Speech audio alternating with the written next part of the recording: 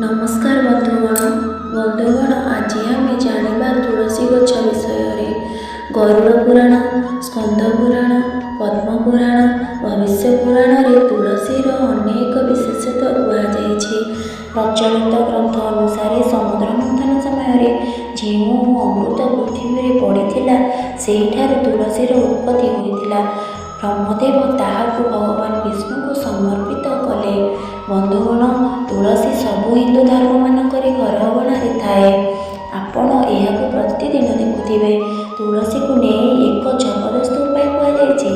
हुए तो आप जानी नथिबे तुलसी रे यही उपाय जहाँ 24 घंटे बदली आपणकर जीवन। आपणकर सब समस्या और तंत्र मंत्र भांगी पारे तुलसी माँ। तुलसी माध्यम धनजनित समस्या हो, विवाह बाधक हो, ग्रह समस्या हो किंबा बीमारी सब समस्यार समाधान होता है। तुलसी ना केवल गोटे गछ अटे बरं यह सनातन धर्म रे तुलसी को माँकर दरजा दि जेपरी गंगा को गंगा माता, गाय को गोमाता, सेहीपरि तुलसी को तुलसी माँ कहुई। तुलसी गछ पत्र साक्षात भगवान विष्णु वास करते। यह पृथ्वी रे देवता मानव रूप में अवतरण होते समस्ते तुलसी माँ को पूजा अवश्य करते। जो घरे तुलसी गछ थाए से घरे आध्यात्मिक उन्नति होता एवं आर्थिक उन्नति होता है। प्रतिदिन माँ तुलसी दर्शन कले से दिन भलरे कटि थाए। प्रतिदिन राति शोक सका उठा पर निजर चेहरा देखा बदल तुलसी गछ को देखु। प्रतिदिन सकाळे एवं संध्यार तुलसी को पूजा कले आपणकर समस्त पाप नष्ट हो जाए।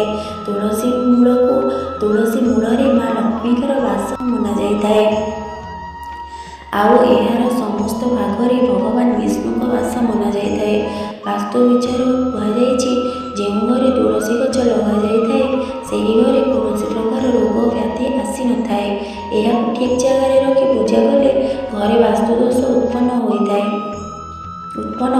है जो व्यक्तिर जीवन में समस्या रही तुलसी माँ को तुलसी मंजरे झाड़ापी कहतु। यार मूल अल्प माटी तुलसी गचर सुखी जाइथिबा पत्र अल्प मंजरी यही तीनोटी जिनिस को स्नान करुवा पानी में पकाई स्नान कले सब समस्या दूर होता है।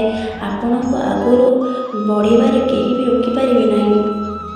तुलसी मूल माटी को तिलक कर लगाइले आपणकर भाग्य सौभाग्य परिणत होता है।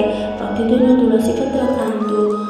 जदि आपको समस्ते ईर्षा करुता कि आपणकर निजर लोक दूरी जाइछन्ति तेबे तुलसी माला करी बजरंग बाली को 21 दिन अर्पण कले आपणकर सब समस्या दूर हो जाए। सबुदिन तुलसी माँ को पूजा कले आपणकर सब समस्यार समाधान हो। मो वीडियोटी जदि आपको भल